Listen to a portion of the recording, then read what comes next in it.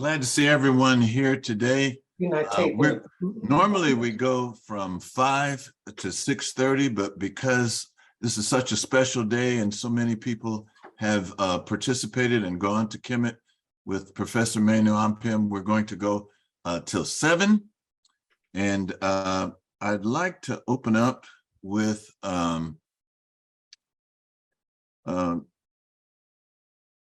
Professor Manu's bio.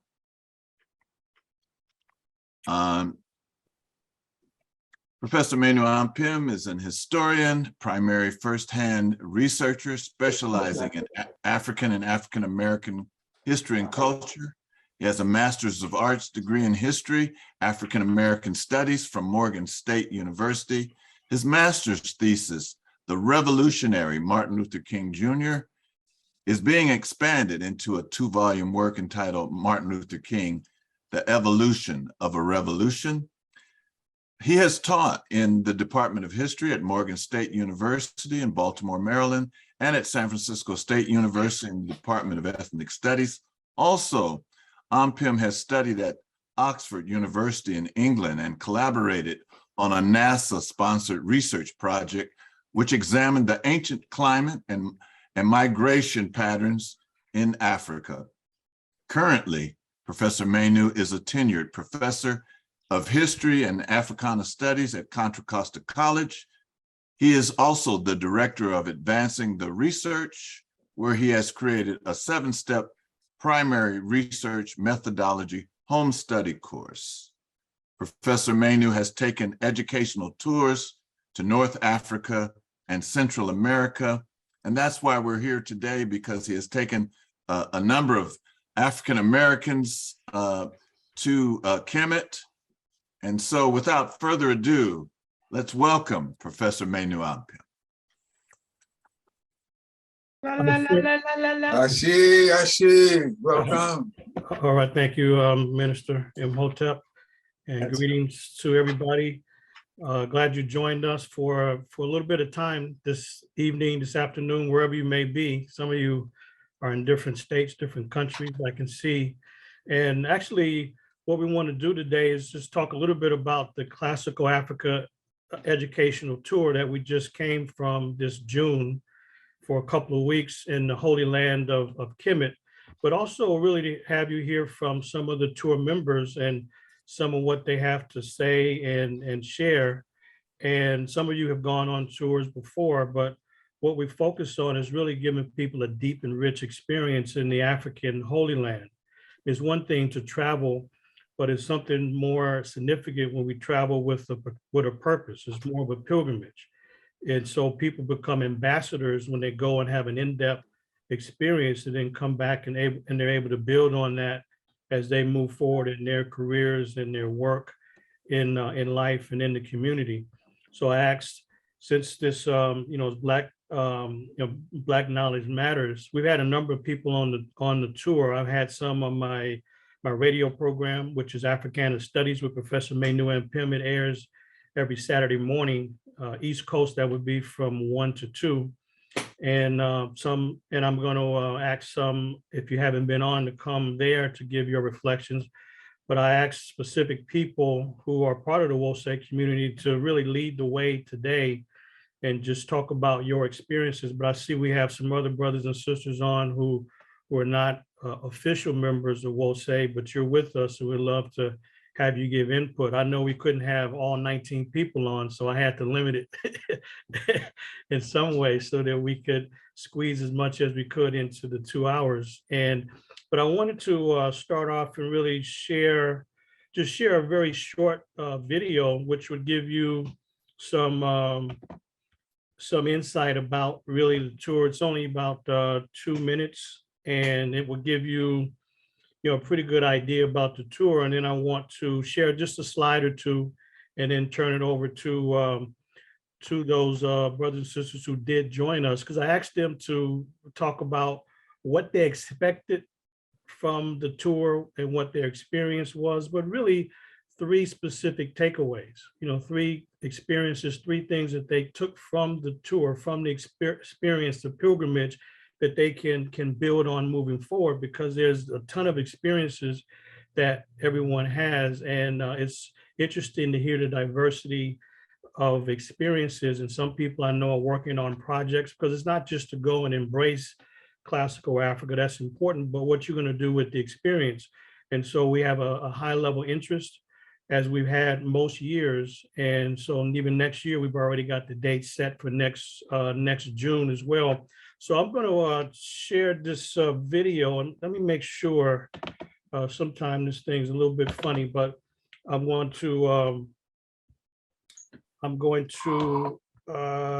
share this with you folks, and then kind of go from there. So let me share my screen. So it's only 2 minutes, and then I'll come back, and because this will give you an idea of what we were focused on during the tour. And then I want to say a couple words, and then just turn it over for the bulk of the remainder of our time with you this afternoon. So this is a 2-minute promo video that most people saw before they joined us, just about everybody, as a matter of fact. So let me actually do that now. And so you should be seeing the screen, and I'm going to play it. So about 2 minutes.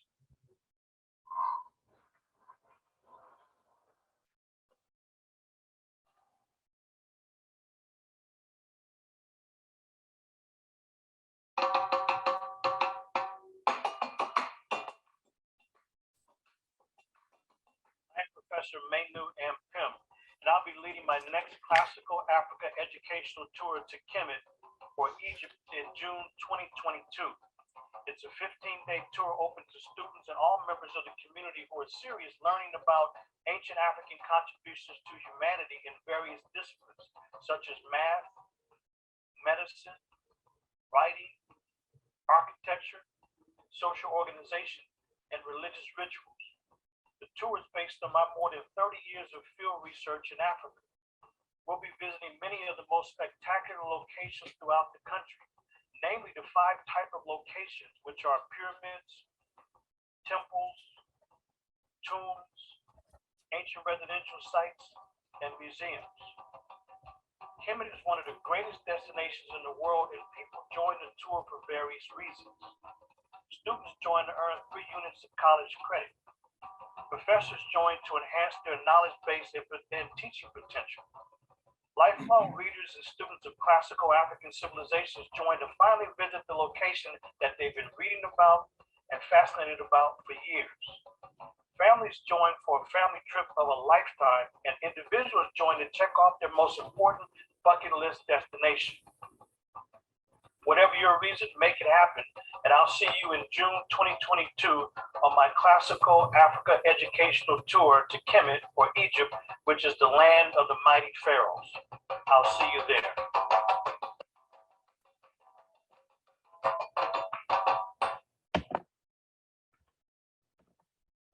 Okay, so that was a short video about the tour. I just want to show you a couple slides, and then I want to turn it over to our colleagues who are gracious enough to take time out to join us. So let me share with you just a couple slides. You should be seeing the my PowerPoint. And so anyway, this is the tour dates. It's 2 weeks. And you'll see here on the left is that these are the locations that we actually went to. So as our colleagues share their experiences, keep in mind that we went to a number of different locations. And each locations, there are multiple pyramids, multiple tombs, multiple structures. So within each site, there's many, many, many monuments. So we definitely maximize the experience as much as possible so that people will get a very rich and deep experience. And which is very important because, you know, most people only get a chance to go once in their lifetime. Sometimes people may go a second time or third time, but it's important to maximize the experience so that people could really understand the significance of it. I don't have to explain to you, but we were in Africa. I know somebody had asked me, hey, Professor, I know that you take groups to Egypt, but I would like to know, when are you going to have an Africa trip? Excuse me, this is my Africa trip. So let's make sure that's clear. But it's not going to the sites alone. It's also focusing on contributions. So as I ask colleagues to talk about their experiences, some might talk about what they learned. You know, in terms of different disciplines that Africans have contributed to the world, or it could be other experiences that are far beyond simply going to a monument. I don't know what they will share, but I know that people have deep and rich experiences as they experience. So I just wanted to share this final thing is that on the tour, we go to three main hubs: Cairo, down north, as you can see. And then in the middle part of the country is Luxor, or ancient Waset or Wose. And then up south, we have Aswan. That's the land of the Nubian brothers and sisters. So we have a rich, deep, and expansive experience along the way so that everybody has much that they can take from the experience that they can actually build on. So I don't want to really show a lot of slides, although I could. And I might maybe show some slides as people are making some comments. But what I would like to do is introduce those who are in the Wose community. Obviously, this is public, it's global, it's open for everybody, but we do have Wose members. And so I want the Wose folks that I've asked to share your experiences. So I know we have Minister Rana with us, Minister Sydney, Mama Connie, and also Sister Michelle with us. And so why don't I just turn it over to you all. Now we have other members as well, and I'll ask you all to chime in. We don't want to forget about you, but why don't we start with you, Sister Rana? We'll just kind of go around the round table and just share really what you were expecting. I know you heard about the tour kind of in the latter stages, but what you were expecting and what you experienced. And really, if you can just share very concisely three things that stood out for you, and we'll start that way. And maybe we can expand from there, and then have others chime in. But I want to at least get from you all what your experiences have been. So if you can, we'll just go from what I'm seeing on my screen. We'll go Sister then Brother Sydney, Minister Sydney, and then Sister Michelle, and then we go from there. Okay, go right ahead, Sister Minister Rana. All right, I'm in Rahatep. Akujasaneb. All right, everyone.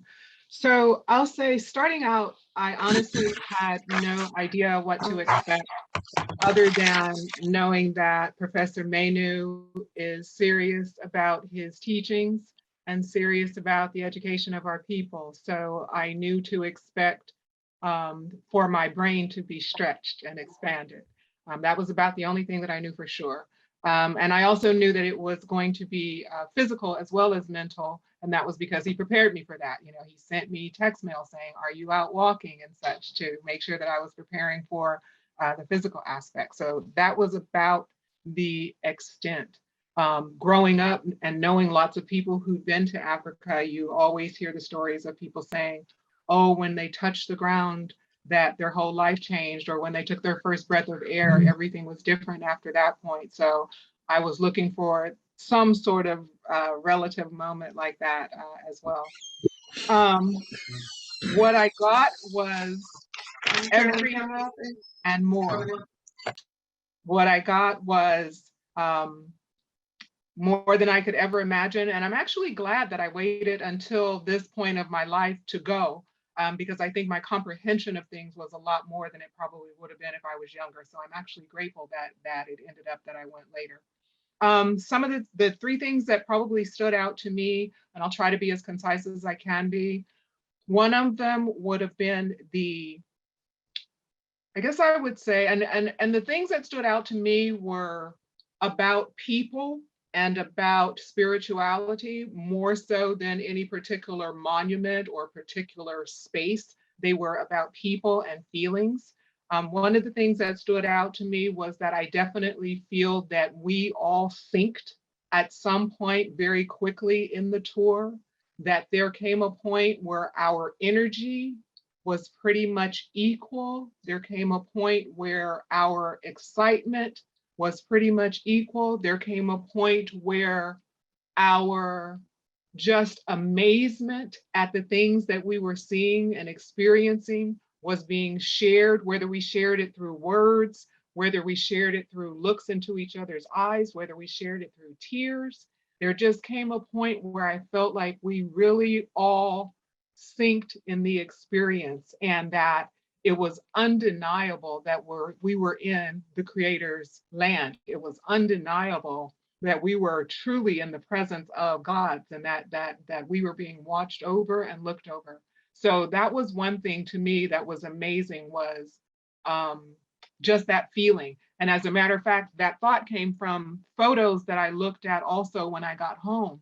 And there's photos, and I apologize, I didn't get them to Professor earlier to be able to share them, but there are photos that I looked at of us walking down the stairs from different locations. And everybody had the same body language. Everybody had the same movement and the same step. And it was so trippy to look at that in a picture and know that what I was feeling was happening was actually in effect happening, and that it had been captured in those photos. So that was something that was really cool. The other thing that for me that was really interesting was unknowing or unlearning what I thought about Hatshepsut. I had misunderstood, I guess you would say, Hatshepsut and just her essence as a king, and took her to be this fighting, geared up, ramped up, armored up, ready to just like stab your eyeballs type of an essence of a person. And that was not what Hatshepsut's reign was about. Hatshepsut's reign was about being able to communicate, and it was about being assertive without being aggressive.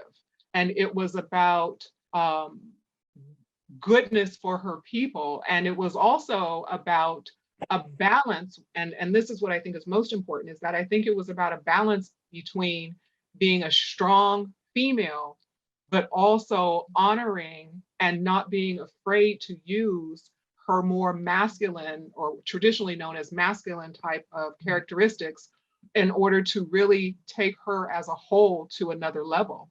I think that when she put on that beard and whatever other garb went along with that, that she was King Hatshepsut.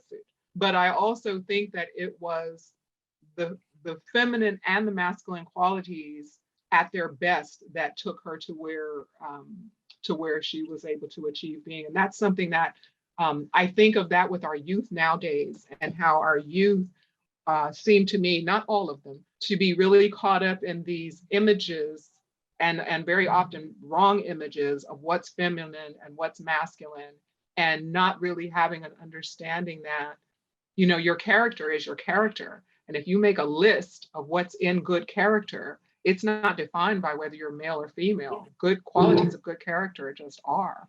And just really wanting to find some kind of way to help the youth thrive in that area. I was having a hard time deciding what my third thing was going to be. And what keeps coming back to my mind is just sharing with the group that for the majority of my time there, I was covered. And by covered, what I mean is that I was covered neck to wrist and neck to ankle, and my head as well. I think there were only 2 days when I was not covered. I even on one day wore a full burqa and also a niqab. And I did that because I wanted to have the experience of why they do that. And again, misinformation. I think a lot of people think the reason that they do that is because it's a male-dominated society and in the Arabic areas or whatever. But the basis of why they do it is that it is to close everything else off from you and allow you to be in a direct situation with God, even though you're moving amongst and around people. And the more you cover, the more it takes away from what you say and how you look, and puts the attention on what you do. So you can talk and yak and say whatever, but what are you doing? What are your actions? What is it that a person is saying about your behavior within the world? And I wanted to feel that. I wanted to have that experience. And for me, it was amazing. It was like the more I covered, the better I felt.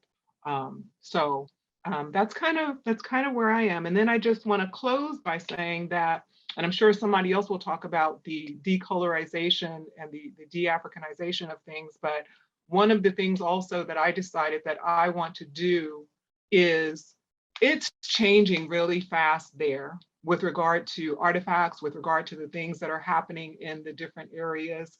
And I want to be a part of helping someone else to go.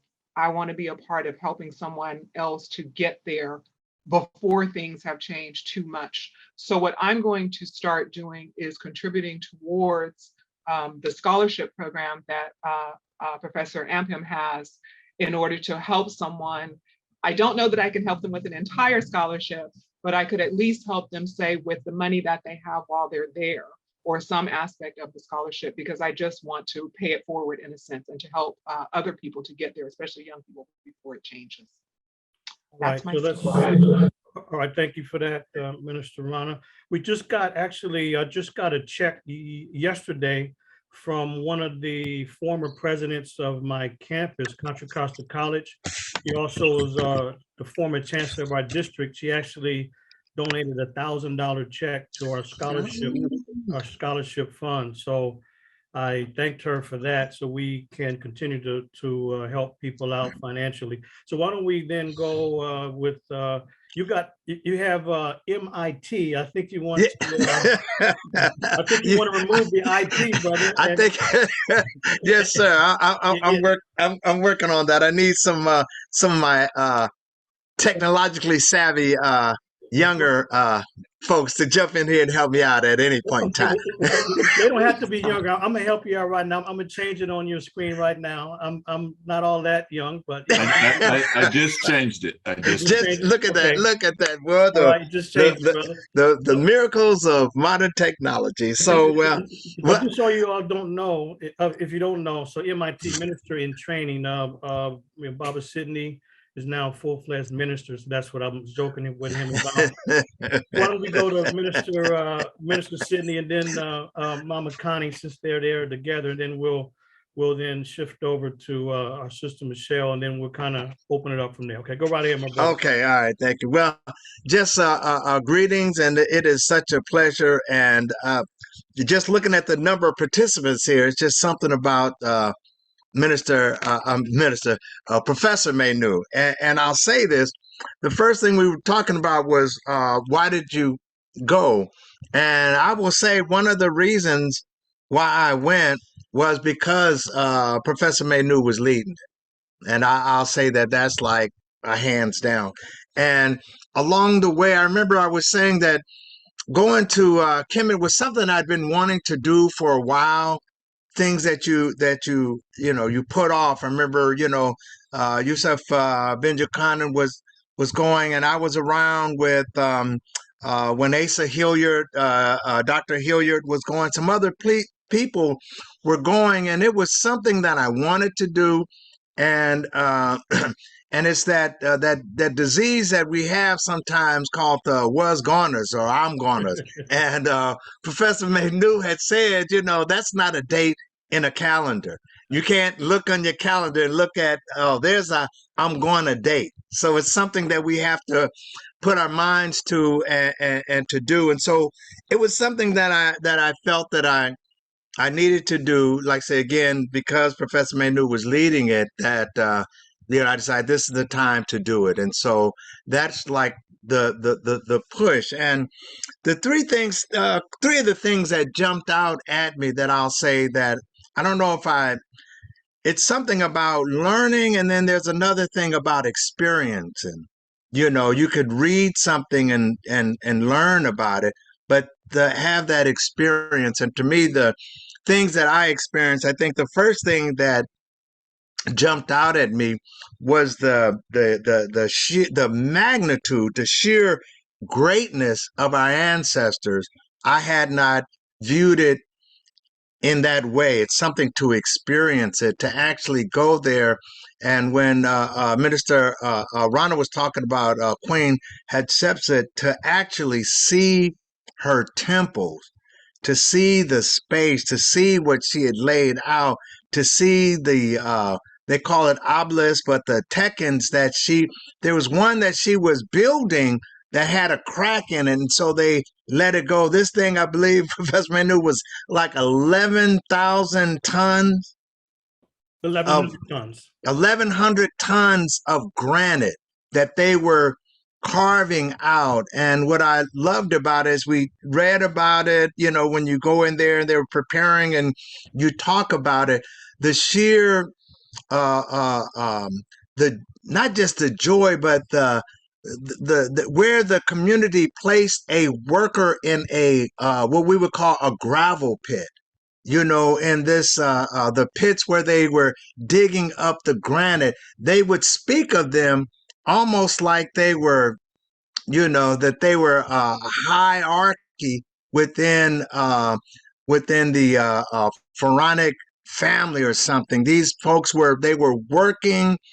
For me, as I picked up, they were building for eternity, so that the guys in the gravel pit, the young ladies and whoever was working in the gravel pit were carving out of a solid block 1,100 tons of granite, and it was perfect. They were carving for perfection, and that's just something that was mind blowing. And then to go to the temple of Ramesses the second, and just to look at the sheer size and the sheer, it's just the gravitas, that they have in building something like this. They were building for eternity, and that's just that just really is something that I would say that experience that I will never forget. And that's something that I think more people need to experience. It's one thing to read about it, but it's something to lay your hands on that, to touch it, to see it, to feel the spirit of that thing. The other thing that came out to me, and Minister Rana had touched on it, and I've heard Professor Manu talk about it, is when you start talking about the de-Africanization of Kemet, of the monuments that they were building. It's mind blowing. I mean, there are literally thousands and thousands of pictorials and writings and carvings, statues around Kemet, and they are going through there literally like taking off the nose. It's almost like it's just a thing to do. It's built into whoever is working on it, and they're so emboldened. When we were at one of the sites, they were actually, and Professor Manu was talking about, they're washing off the color. They're taking all the, spraying and washing and cleaning. They just do it like that's just the thing to do. It's not like preservation. It's like just I don't know what would be the opposite of preservation. They're rebuilding, they're retelling history, and so the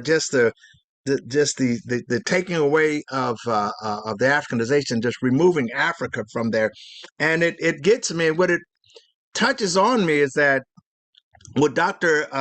Ben and Asa Hilliard and Runoko Rashidi and now Professor Manu, this mantle needs to be passed to some younger folks. Some of Manu's students were there, and that was heartwarming. There needs to be like intentional, conscious group of folks to start studying, to go over there, to see the work that needs to be done, to join in and see what Manu is doing, because it is actually, just to see it was mind blowing. And he talks about, I don't know if my wife would touch on it or not. When we were in Aswan, where they were, you could see where they had flooded out. I want to say, was it 43 villages with this ancient, with temples, with any remnants of African people, just flooded 43 villages. That those things are gone. Many of those structures were built out of mud and clay, and so they would dissolve. So it's not like it was granite. And so just wiping that much history out, we definitely need to have that next generation of people coming up behind to take that mantle and move. It is going on like this. Someone used to said it years ago. I want to say it was what's my boy Dick Gregory was saying 100 years from now, Charles Manson's going to be black and Dr. King is going to be white. And if there's not somebody to capture that and to make sure it doesn't happen and to let the truth be known, then we're going to be in trouble. And I would say the other thing that stuck out to me, and we got that when we were with the Nubian village and talking with the elders, is that it. I want to see. I want to learn about for myself how to make this connection in the different religions. In this gentleman's home, he had Christian symbols, he had Muslim symbols, and he had ancient African symbols, all within his home. And he was just saying they're not trying to, they're not looking at separating, but how do these things come together? And for me, that was one of the things that I would want to build moving forward, is to take that mindset and to see how we can build it over. And then the last thing I do want to say is that something I learned about myself, I'm stronger than I thought. When we got to crawling down these little old tunnels, I didn't think I would do that. And, crawling and climbing, I did it. And so I will, the taskmaster there, he held it to task. The only thing I didn't do was run. And there was a couple of young brothers there that know that I wasn't going to run, but we will, I will crawl and climb, and I made it through. So my wife, these are like how you're going to answer. You don't need it. Yeah, go ahead. I just did it. So hello, everyone. I'm honored to have you listen to me. I will be comparatively brief compared to my talking husband. But I wanted to do this trip primarily because Professor Manu was leading it, and I knew that I would see the truth because I had been to Egypt. I called it Egypt then. When I went, I was 31 years old. And I'm so glad I did the trip now because I think I would not do the trip again. It is very taxing on your body. So if you got to be in condition to do it. It is very taxing. People get sick, and it was a lot. But I'm so glad to have gone. And the information that Professor Manu shares with you is so abundant. It's so abundant and overwhelming. You need to have a young person with you to do the documentation for you, because I didn't do it for ourselves. Sydney and I should have compared our notes together, since there are two of us that went. He had his pictures and I have mine, and he had a real deal camera. Have we done it yet? No. I came away with more of a complete sense of all of the history that I just got interpreted incorrectly when I went in '85. So it made the experience more complete, more rich. But we're talking about centuries of decades, centuries, eons of history. So it is vast. I enjoyed my most, I really wished we'd had more experiences with the Nubian village. I mean, I appreciated having that experience of having the elder come and talk to us, and he talked to us about the importance of women in their culture, how they are held very esteemed, and they do a lot of work for the family, but they're really thought highly of in the culture. And it was very touching to have his family or some of the women fix a meal for us. That's one of the best meals we had. And, those kind of experiences that we had that were direct, not necessarily being able to have conversations directly, but the elder told us so much, and he opened up his museum to us and told us the history, told us about how their 43 or 44 villages were desolated, destroyed, and how the Egyptian government gave them one Egyptian pound per palm tree. And, it's nothing. They might say they gave them nothing. And the palm tree is what they use to subsist on. They use every part of the tree, every part. And so it was really direct insight into this culture of more African seeming and looking Egyptians. And that was very touching. I really enjoyed it. What I will continue to do is tell people to go, and you need to see it, like Sydney and Arana have said. You need to see it for yourself.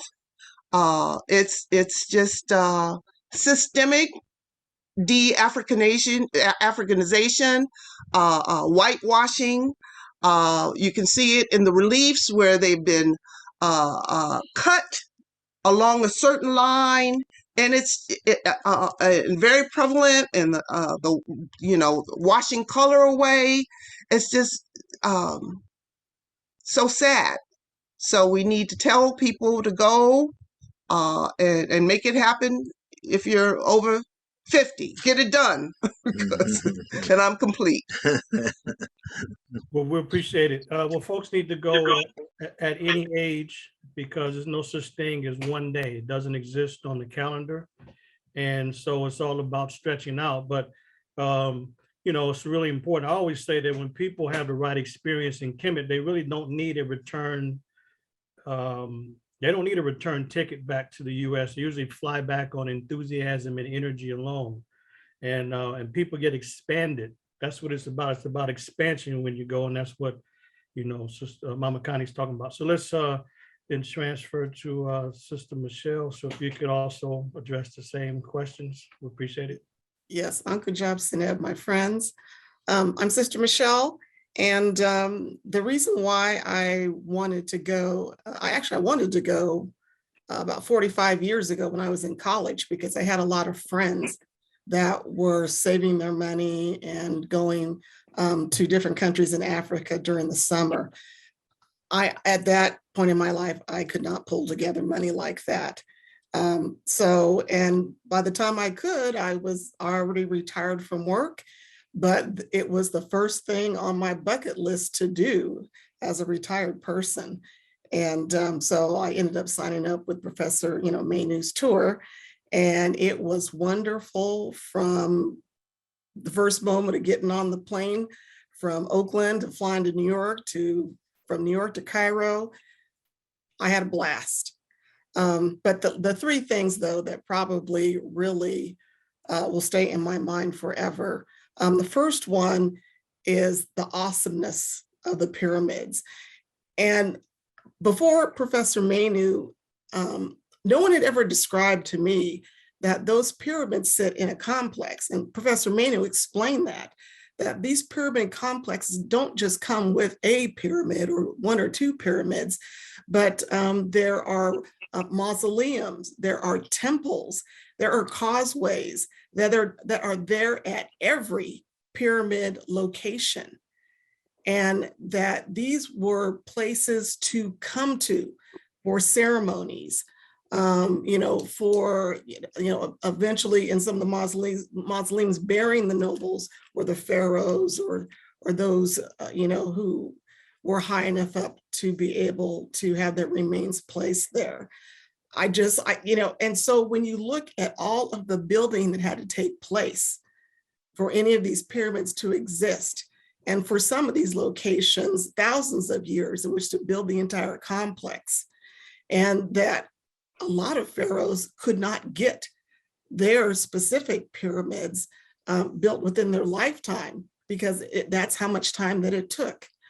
And it's just awesome to see the pyramids, and even the pyramids built for the pharaoh's wife or the pharaoh's children, and realizing that probably tens of thousands of workers that had to be involved in this. I mean, these were lifetime commitments. And actually, for a lot of them, 3 or 4 generations of commitment to get them built. So like I said, the word awesome doesn't even begin to describe the pyramid complexes. I think the second thing that really got me was the fact that almost anywhere where we were in Egypt, there would be pictures of Ma'at, pictures of a pharaoh, pictures of some historical event from the pharaonic period. And all of these renditions were there to remind people about how to live right, how to speak right, how to act right. And yet we saw so little of that from the people who currently live in Egypt. And I would say, though, the further we went south, the more I did see people honoring what Africans had brought to that land more than 50,000 years ago.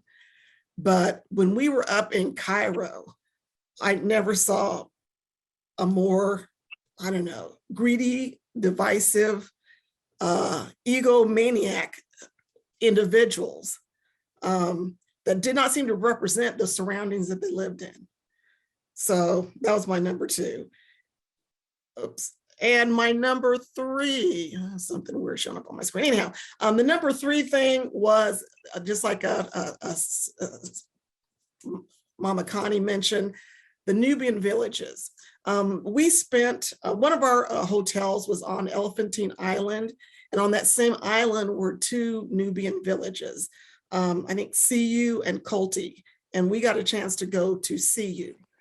And after, just as she mentioned, the elder sat down, talked to us about village life, the importance or the different things that people had to do, the tasks that had to be done, and that women were essential, even if it might be difficult to find women mentioned a lot in African history. But we are there, we've been there, we started most of it, and men just came behind us to change the names.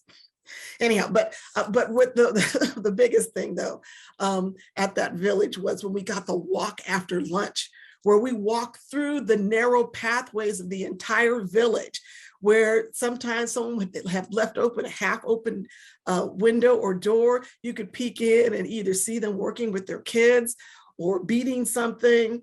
And by the way, I bought like the best shell bracelets there that were made by the girls and the women from the seashells that they got down at the beach on the island.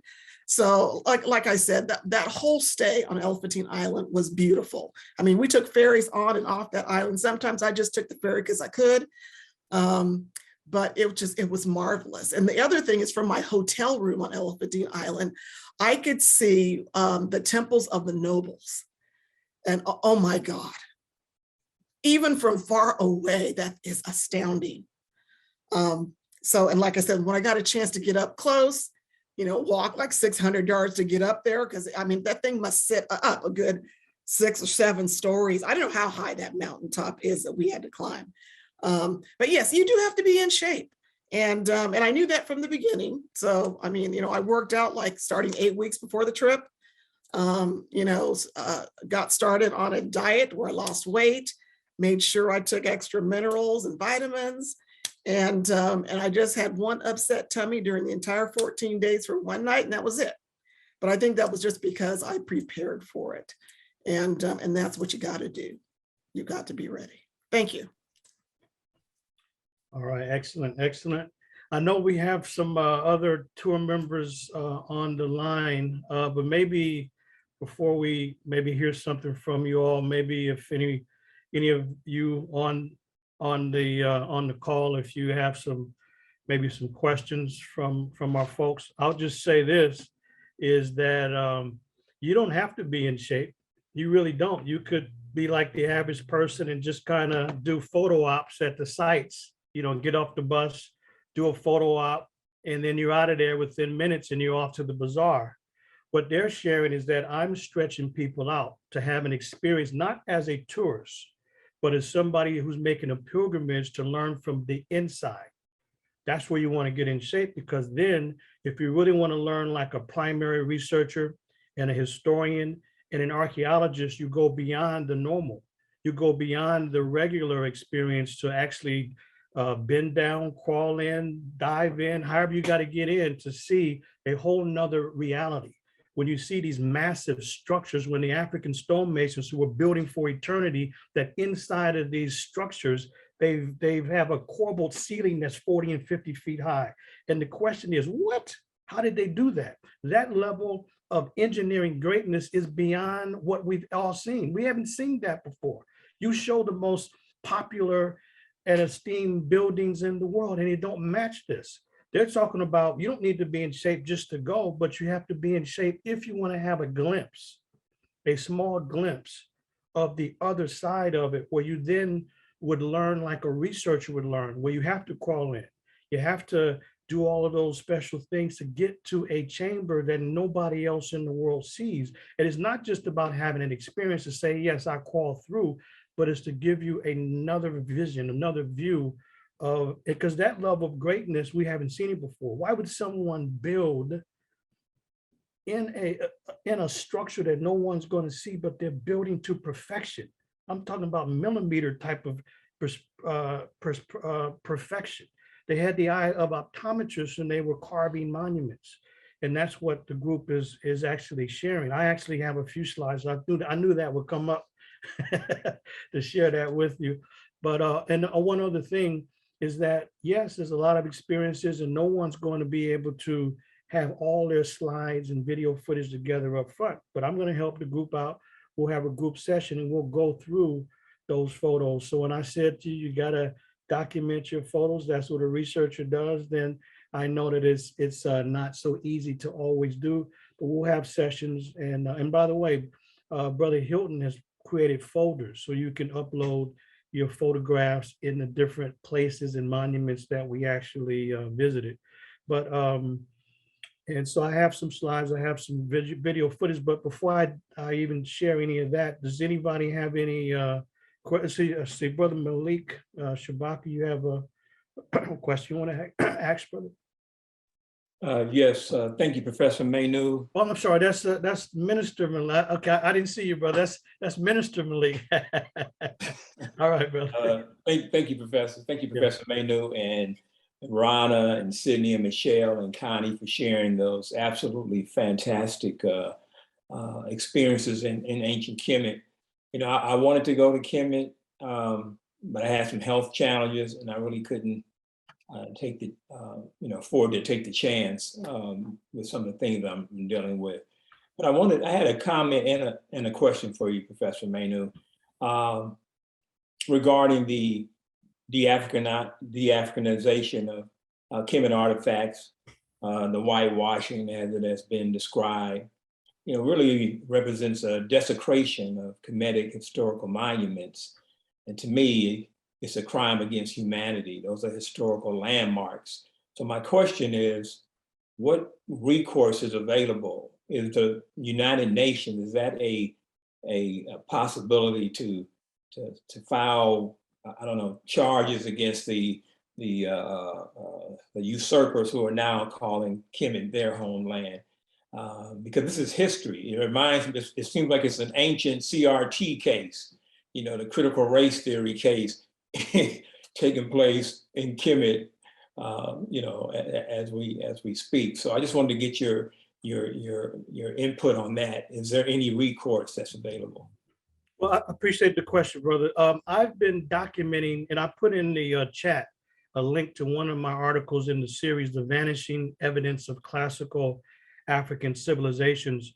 And I've been writing in this series since 1994. And that's when I began to systematically document the ongoing, what I call the de-Africanization. We have modern conspirators who are archaeologists, modern Arab workers, and so-called conservationists who are literally destroying images as we speak. And they've been at it for decades.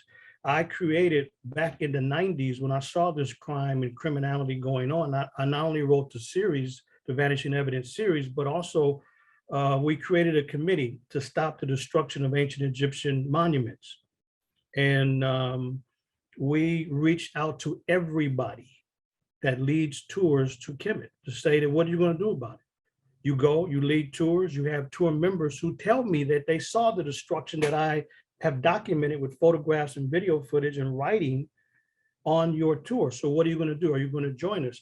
We only got a lukewarm feedback and experience, because guess what? If you acknowledge these ongoing crimes, then the next step is you got to do something about it. And so folks have not done very much because that has not been the focus, to make sure that the experience is linked to action. So the United Nations would be a good body to go to. The only problem is, Minister Malik, is that you really have to have cooperation from the local government to have them, the very criminals, make a case to the UNESCO, United Nations Educational, Scientific, and Cultural Organization, that these monuments should be World Heritage Sites under threat. But we don't have a lot of support in doing that. And as long as people go and ignore the obvious, which I showed to the group, and the group will think about the fact that we had people come and go from other trips, other tours, local or even individual tourists who didn't even notice that. And then people say, man, this is obvious. Yes, it's obvious because I'm pointing it out. But most people would never think that in broad daylight, criminals, yes, we have no friends, absolutely, that criminals actually are out there destroying monuments. So it's really up to us to raise the issue.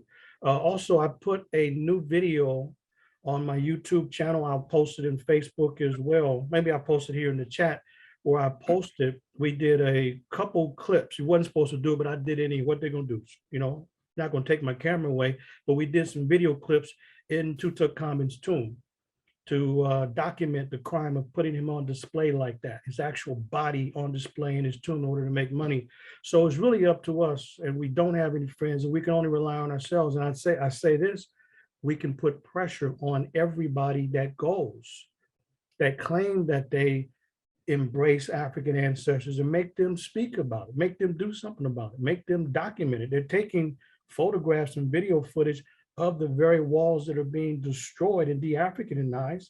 Now that we're giving them a different perspective, we have to hold people accountable and make sure that our narrative is more dominant and prominent than those that only want to go and take a selfie in front of a monument, as opposed to documenting what's there and the ongoing crimes that have been being perpetrated for years. Because what the goal is to erase images and inscriptions and replace them with remade images. And this has started already, like in the Luxor temple. The original images are gone, and they started to reintroduce phony images that have lost all of the dark pigmentation for skin color and skin tone. But thank you for that question. We had Judy, Sister Judy, Sister Fania, and then Sister Darnisha. I got you, Brother Singal. So you were after them, brother. I know you're an elder, but we got to That's order. right. I'm an elder, right? Okay, our Sister Judy, Sister Fania, and Sister Darnisha.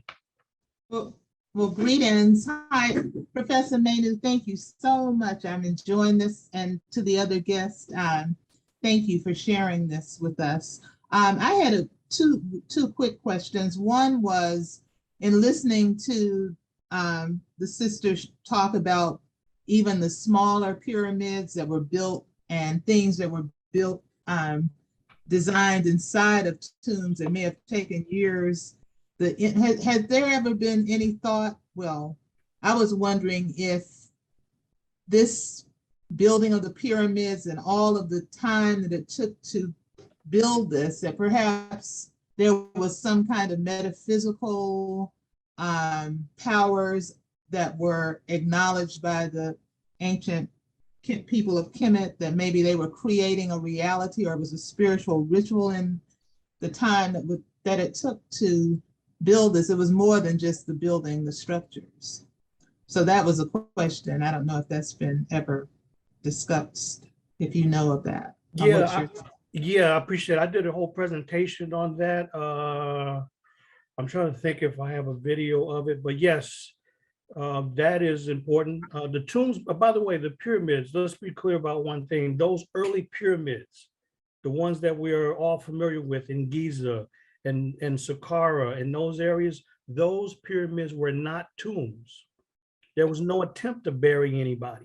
There's no evidence of a burial. This is just outside exaggeration by folks who don't know the meaning of these structures, which were based on astrology and astronomy and high-level mathematics. There was no, this is why I told people, you know what, regardless of what anybody says, oh, you know, it's difficult to get in, and hey, you're gonna have to bend down for 40 meters and all of this kind of stuff. And when I told people once they, oh, it wasn't that bad, it's never that bad.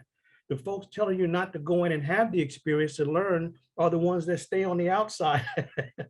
I'm the inside the pyramid guy. And so, but no, this is based on high level science. So the Orion star system is a part of the layout, for example, of the pyramids in Giza. So yes, this has certainly been addressed by people who've looked at it more than what some will call are just dead rocks. No, they're not just dead rocks. This is science at another level. But one thing that is absolutely certain is that these pyramids were not tombs. There's no mummies. There's no skeletons. There's no attempt for a burial at all. It doesn't make any sense to claim that they are tombs when there's no evidence. Remember, documentation beats conversation every day of the week. This is why we go to unique places like Meidum. Like the photo that I posted, it's a Meidum photo. No one goes to Meidum, but we go there to that place, not Medium, but Meidum, so that we can show people and make sure they have the experience of personally going to places that will help them understand the evolution of pyramid building. So it's one thing for people to watch the Ancient Alien series and claim that Martians descended from Mars and built pyramids in Giza and then ascended back up. But why would the Martians build the pyramids in Giza when we're looking at a whole string of pyramids that came before them? This is why it's important to look at the evolution of pyramid building over a 40-mile period, and we go and have the experience. But Seneferu, for example, the founder of the 4th dynasty, he built not 1, not 2, but 3 pyramids. 3. And he's not buried in either one. So the whole theory doesn't make sense. Even when you look at pyramids that weren't even ransacked, nobody got in there, and yet there's no barrier. So it is definitely based on high level science. And I will see, I know I've done presentations on it. Yeah, actually, I'm thinking about one. I will find that and I can share it. And in the meantime, let me. I appreciate that because I'm very, very interested in the more metaphysical, higher science, sacred science of the people of Kemet versus trying to look at it so literally. Yes, exactly. So thank you for that. I just put a link. I just posted this today. It's a short video. You don't have to watch it now, but that's a short video clip of when I was in King Tutankhamun's tomb in order to point out the crime of putting his body on display like that, as opposed to allowing him to rest in peace. Thank you for the question. So we got Mama Fanya and Sister Darnisha, and then Brother Shango, Minister Shango. Greetings, everyone, and I want to thank everyone who's shared their experience. You know, it's nothing like hearing firsthand experience of our people. And one question I had, Professor Manu, is the age group of people going on your tour. Do you recommend for children, say under 15, to go, or should it be, or is it more appropriate for older children? It's open, Mama Fani, for everybody. The elder on this tour was Brother Willie, who was 77, and he did not miss a beat. He crawled into every space, every place, and he told people to back up, move away. I'm having the experience. Well, maybe you shouldn't go. Well, maybe I should go. So we've had elders older than Brother Willie, and the youngest that I've had was 7-year-old Brother Chris. He and his family from Haiti. And this is not an exaggeration. Chris was as sharp as anybody that I've ever had on any tour.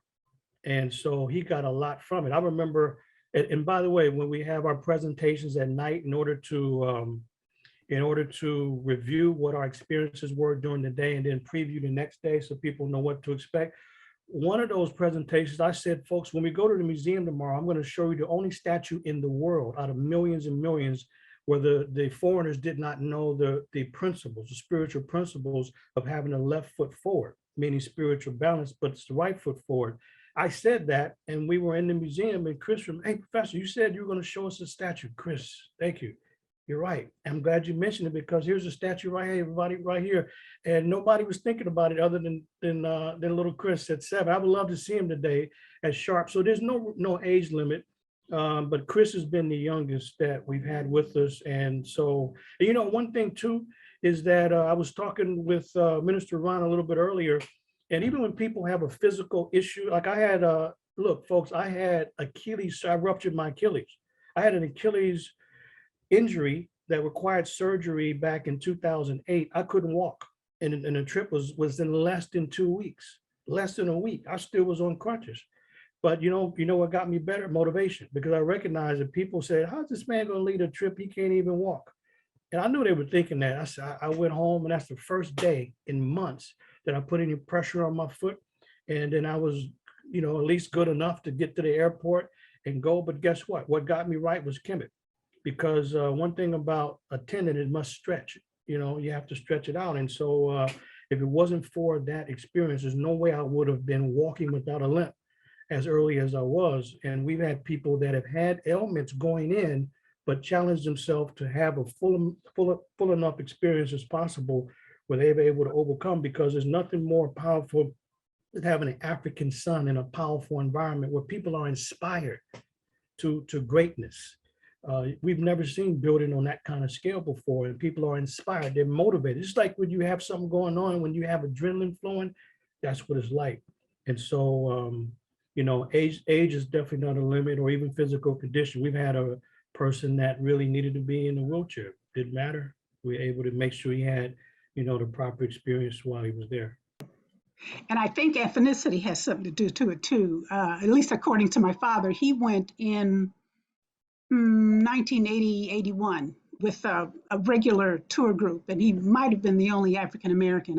I don't recall. And you know, he was able to do the up the stairs, down the stairs, crawling, all of that. But the non-African folks on the tour really had problems, and he was able to whiz in and out, you know, without any effort. When he was on his tour. Yeah, it makes sense. Yeah, it definitely makes sense. I would say that it's you know, a very powerful experience for folks, and people should make it happen and go at least once. But if they've gone, you know, go back again if necessary. So thank you for that, Mama Fanny. All right, thank you. Okay, Sister Darnisha, Mama Zarita, and afterwards. I'm sorry, Shango, I missed you, Brother Shango. So Mama Darnisha, and Minister Shango, and Sister Zarita. My question was for Minister Rana, related to the covering. You talked about during that time when you were covered and even in wearing the burqa, that it was one of the most positive experiences that you had felt. I just wanted you to elaborate a little bit more on how that felt to be covered, particularly in the full burqa. Like, did you have obstruction in seeing? Did you feel like you were obstructed in movement? And have you done it since you've been here? Have you considered it here at home?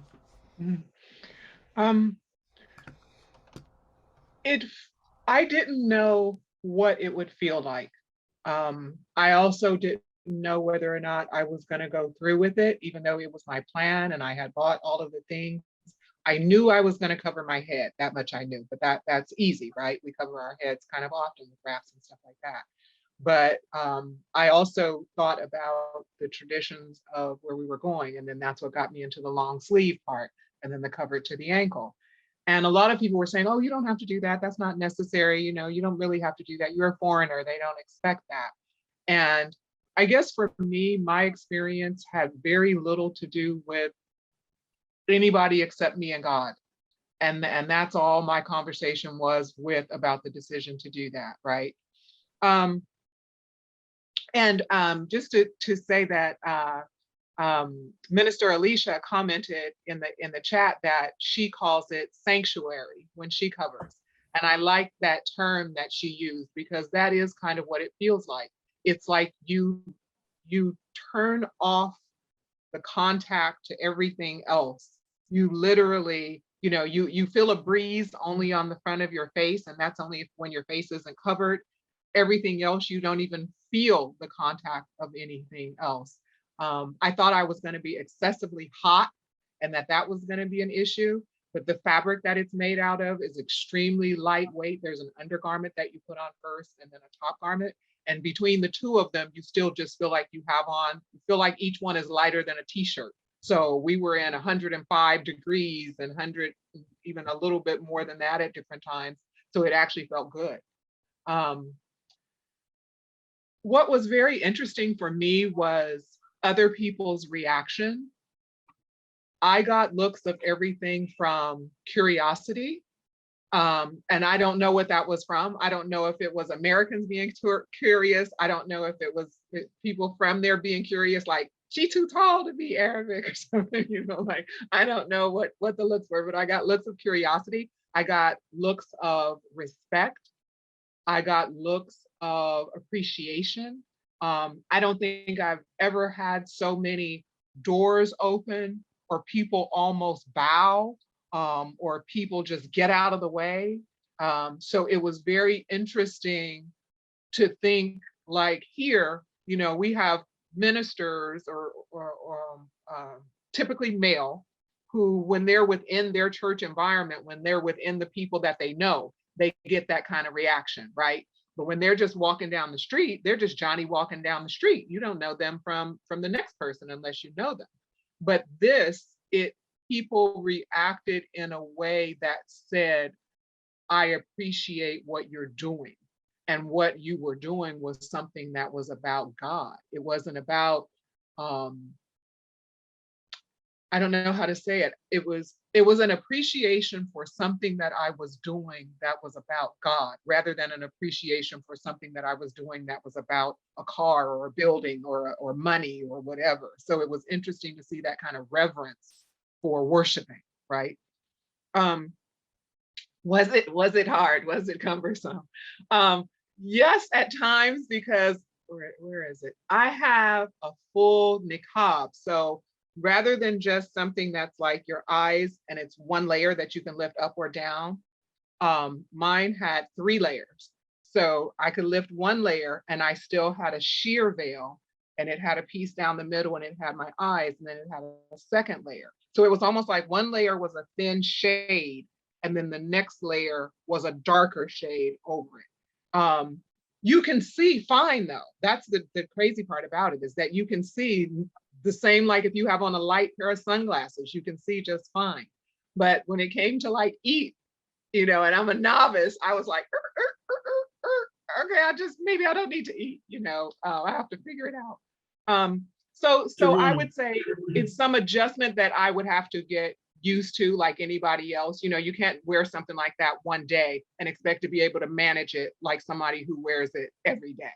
But it was worth it. What I would say to you is that it was, the more I covered, the better I felt. The more I covered, it was like the more I covered, the less I cared about what was going on around me, and my communication with God became more clear and more direct. Like, it cut out all the chatter.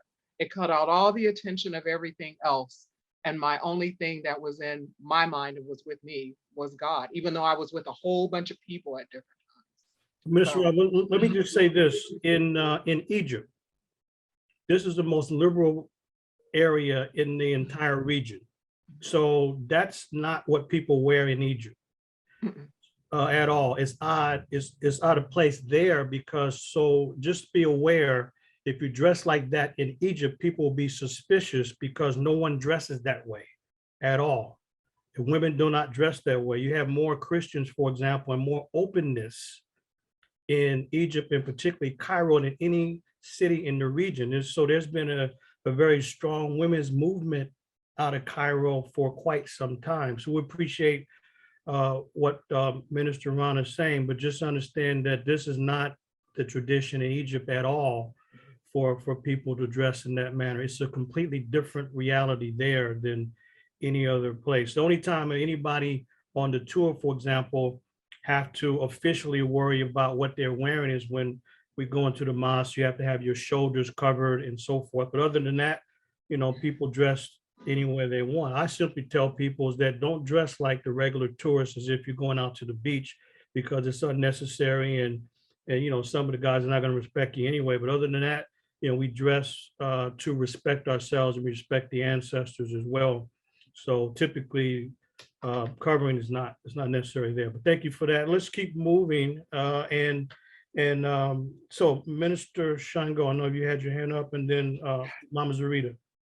Okay, greetings, my brother. Greetings. I have a sidebar type question. And the question is, when will you do another trip to Ethiopia? Because I understood KEMET a lot better after going to Ethiopia.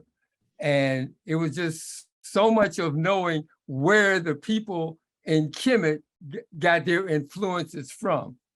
And so I'm wondering if you plan on doing that again. So I'm just that's my question. Yes, sir. That's on the schedule. And it's interesting that you asked that. I'm actually finding out now about the travel details. I've contacted some of my contacts to make sure that travel is okay. I mean, for me to travel in the remote areas where some people won't think it's safe, for me, it's just no big deal. But I've been checking, and it looks like the coast is clear, even in the areas that are not so much on the tourist route. But yeah, we're looking at that maybe for next year, but definitely that's on the schedule for sure. Because it's some political issues, but I think most of those are contained right now. Okay, I have to leave now because I have to get to another meeting because I'm supposed to be giving an opening prayer. That's why I was trying to hurry up and get my question out. So I have to leave now because I got to get to this other group to give an opening prayer.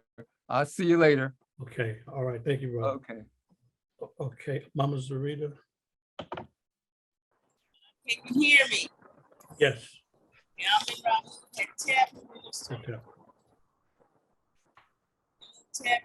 Professor Manu, saying, I went with you 17 years ago.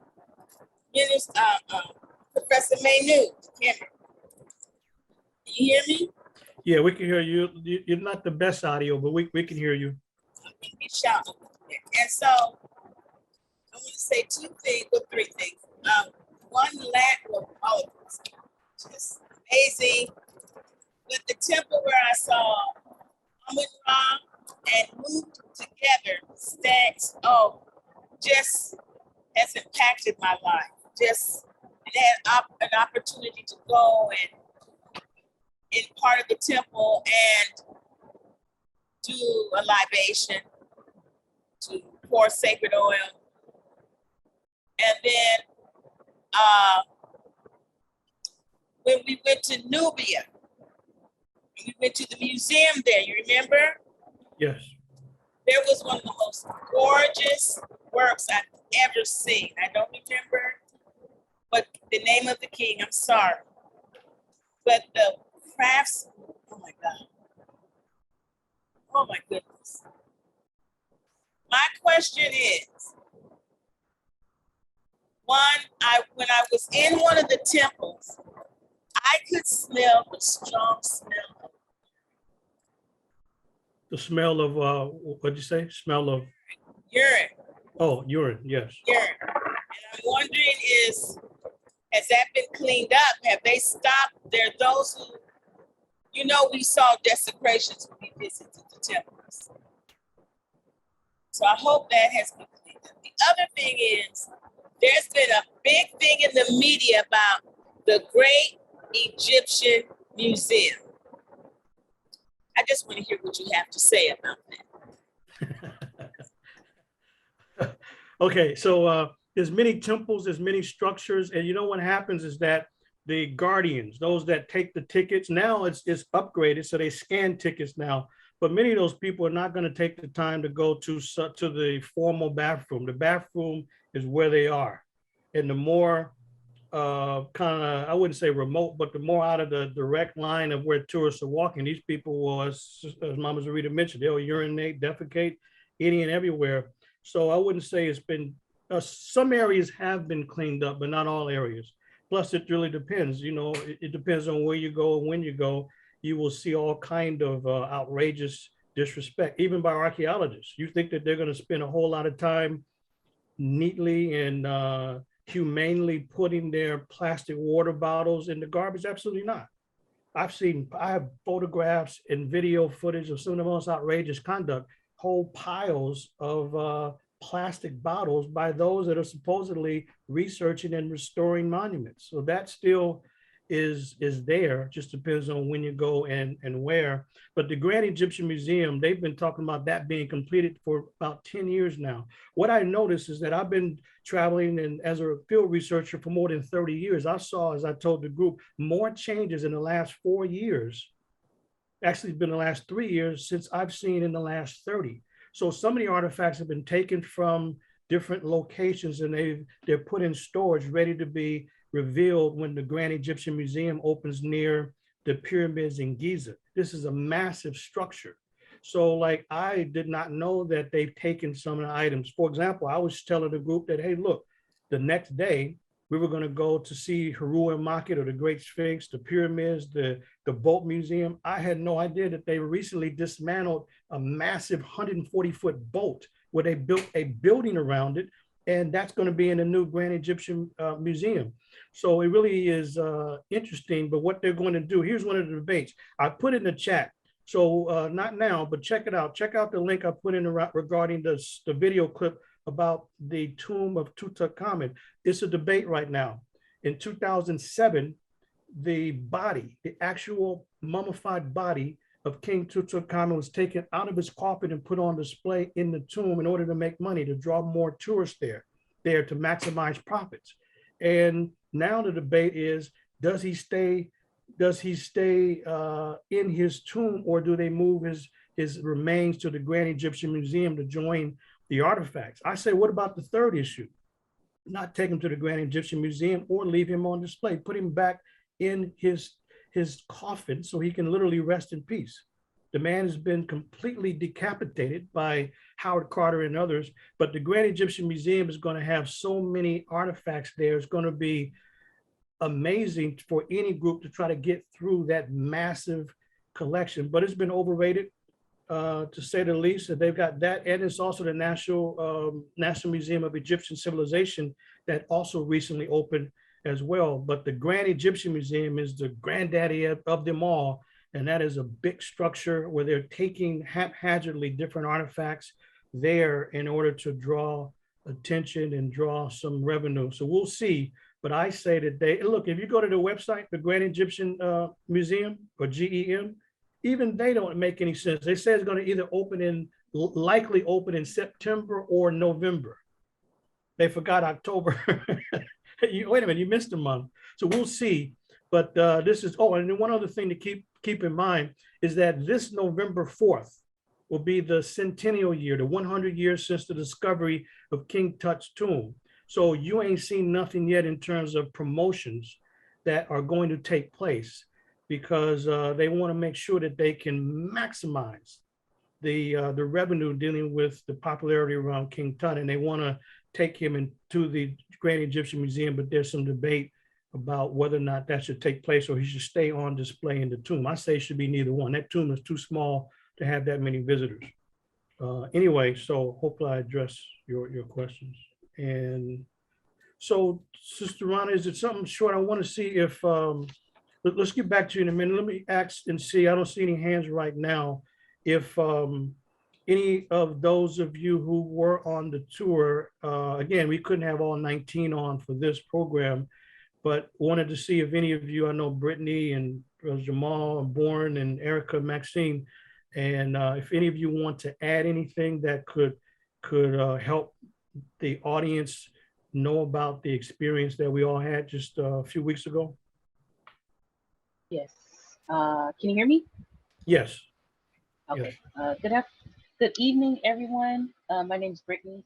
I'm one of Professor Manu's students.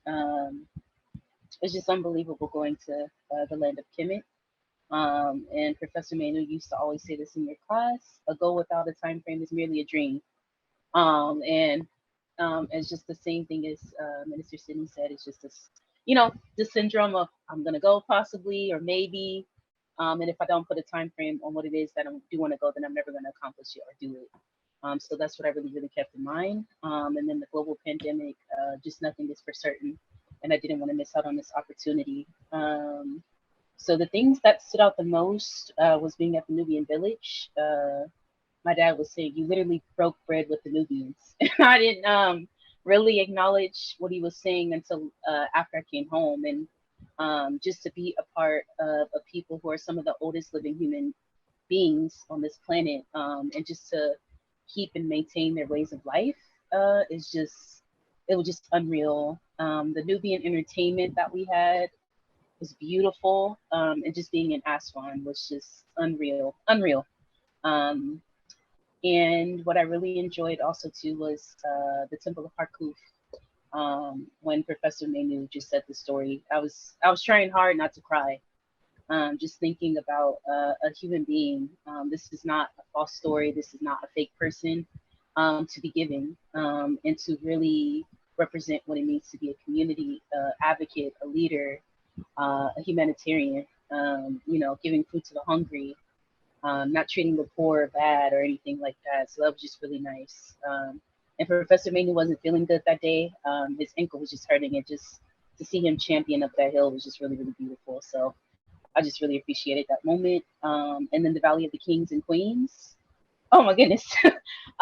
Just looking inside of them. It's like basically an obituary presented with the metal nature is how I perceived it.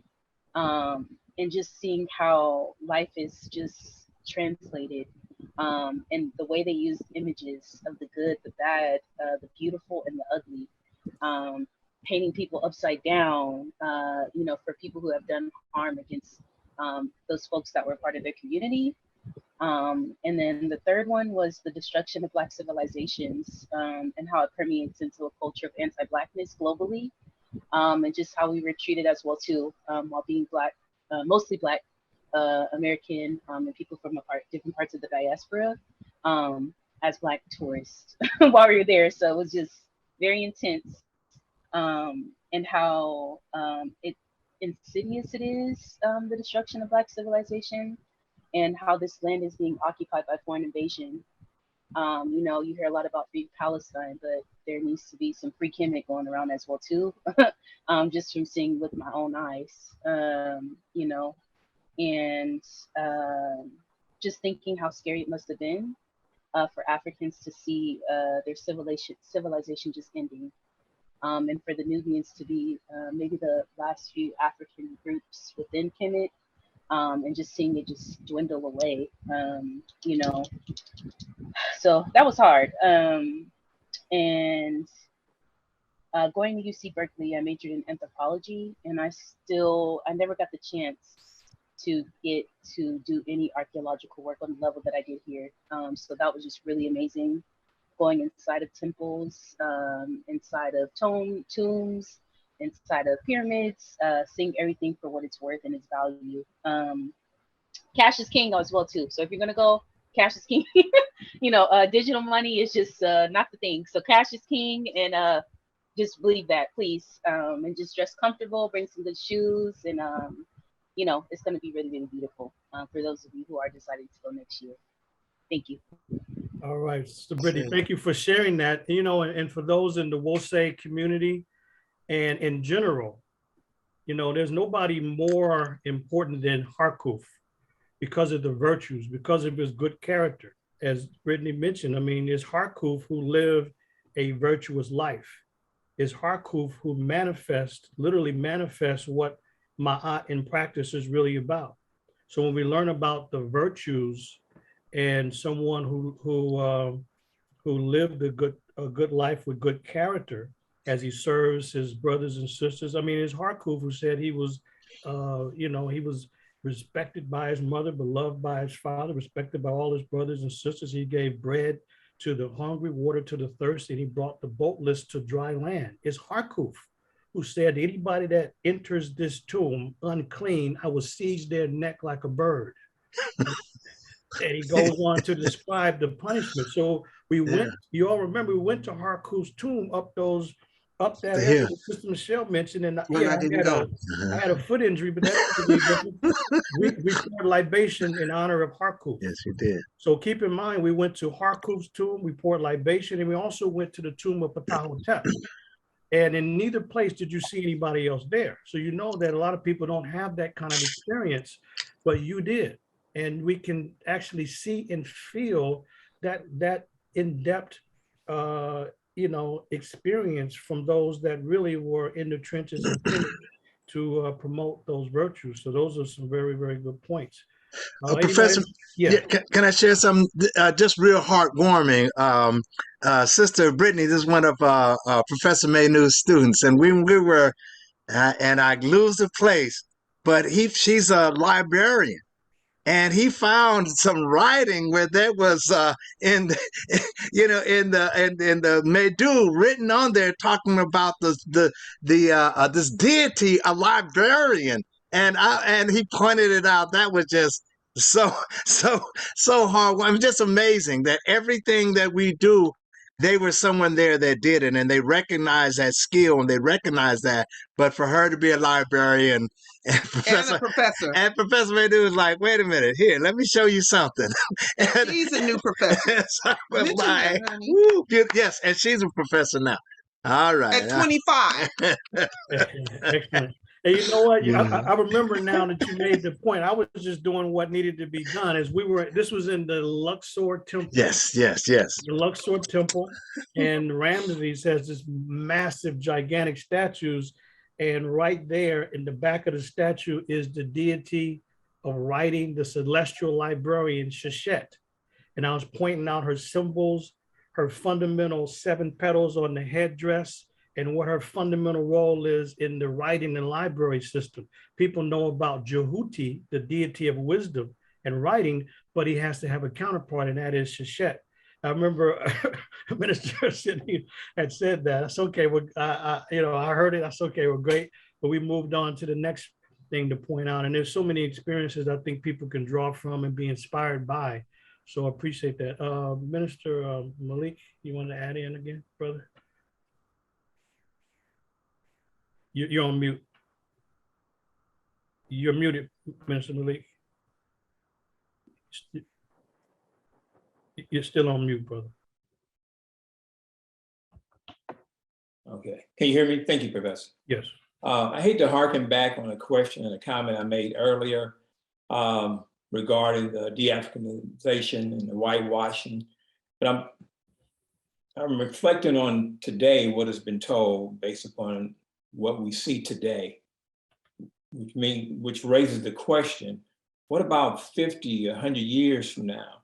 I mean, what is our charge to ensure that we are able to, as our legacy, leave with our children's children's children, this rich legacy of our Kemetic ancestors, so that it doesn't become a cold case and no one here 100 years from now, at least the odds are not great, any of us here will be here 100 years from now. How do we preserve that history? Because what they're doing today, right before your eyes, what about 100 years from now, or 200 years from now? Will there be any indisputable evidence left for us to make that charge and to reclaim our rich legacy? Great point, brother. I have it's a presentation I gave that it's how to document your travel experiences. Travel writing is one of the most critical, travel writing and travel documentation is one of the most critical categories of research, because people document things that are new to them, but the local people don't normally pay too much attention to their daily life experiences. So when people take photographs and video, that's fine, but what are you going to do? How are you going to use it? Unless you have some notes and details about when the images were taken or recorded, where they were, so it can be documented. I've been creating a chronological record for decades. And what the group will remember me saying multiple times is, wow, what I could see a few years ago on the walls, they're not there now. And so I can literally put together a chronological record, and you can see in certain places there's less and less that you can see today than you could years ago.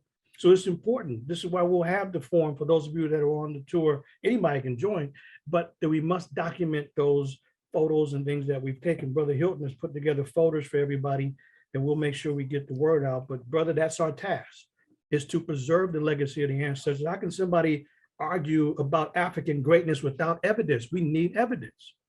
Nobody cares about all of the grand pronouncements. Where's your evidence?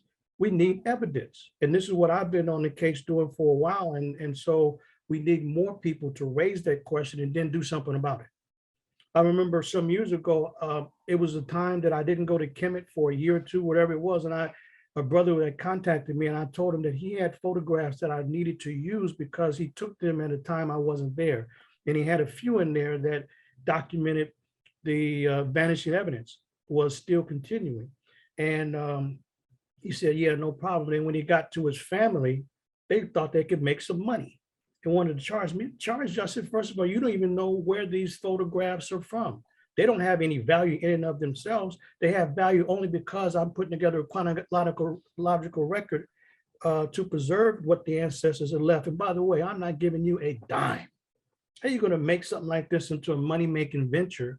And you can't even tell me where any of these photographs are taken. I simply happen to know, and I recognize what chapel within the temple that comes from. And it's less you can see today than what I could see a year or two earlier. So yes, brother, that always has to be our focus. What's the functional value?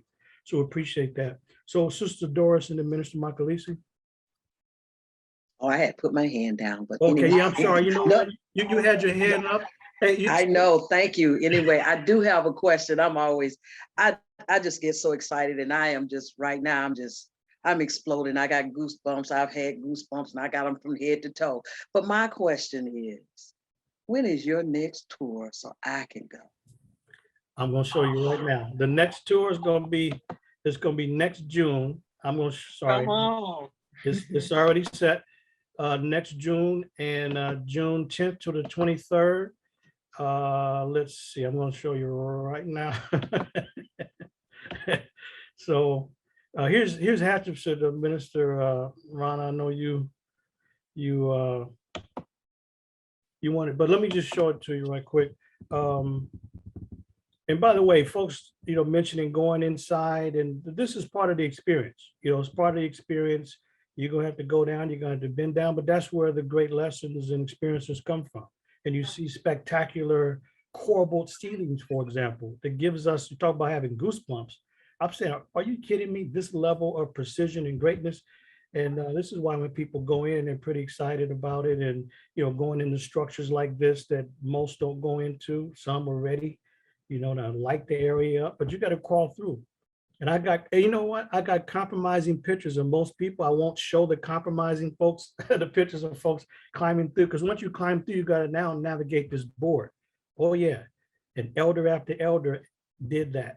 So Sister Michelle, I didn't show you any compromise, but you were at every place. So I commend you. You didn't miss a beat. And because you see structures like this, and you're trying to figure out how could the angles be so perfect?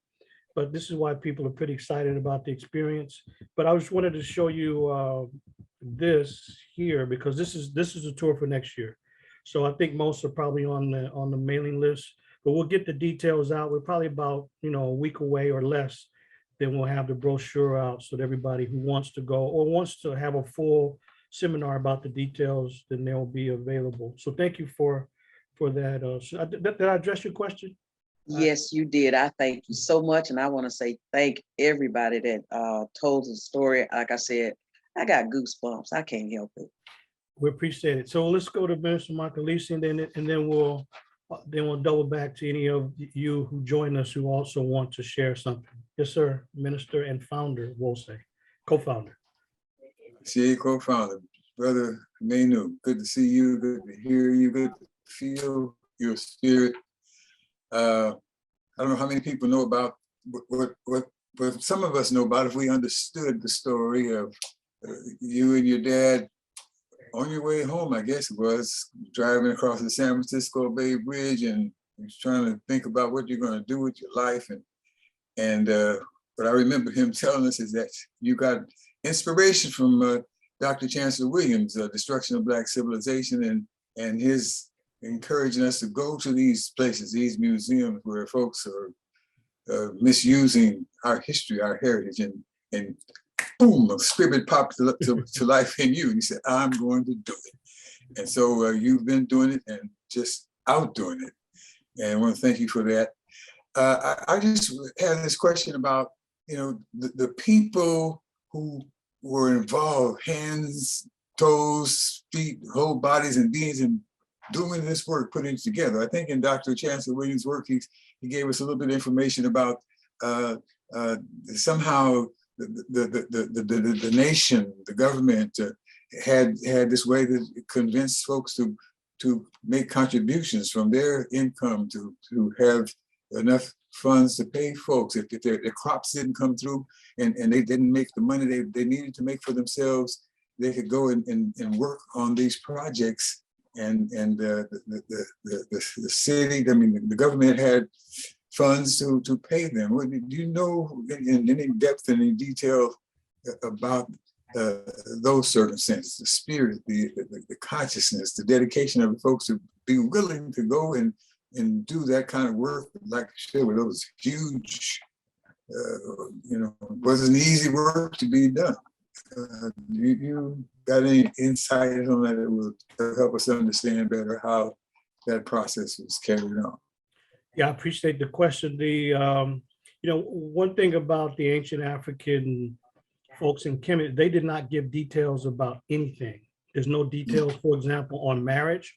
The way we know people are married is if the text says they founded a house together, or if you see a statue with them showing affection. We don't see any details about the medicine. We know what materials they use for medicine, but not the specific amount. We don't know how they specifically built structures. They don't show that. They don't show anything. Even in math, they don't show the work. They show the problem and the answer.